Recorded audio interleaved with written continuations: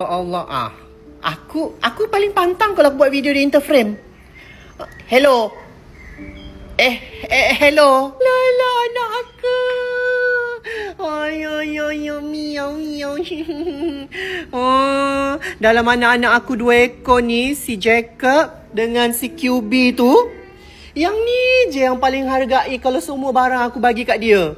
Rumah ni dia masuk. Makanan aku bagi tak memilih. Material dia ni memang tak boleh nak cakar. Yang ni memang anti-scratch. Memang dia tak boleh cakar. Lepas tu pengudaraan dia, sorry sayang, pengudaraan dia dekat belakang tu, tu. Dia ada tempat ruang pengudaraan juga. So jangan risau, dia tak adalah terkepung udara kat dalam tu. Memang ada pengudaraan yang bagus dekat dalam rumah dia ni. Ya aku geram lah. Aku geram betul dengan dia. Dia ni tak boleh Dia ni kalau aku bagi perhatian sikit dekat adik dia, dia akan overshadow.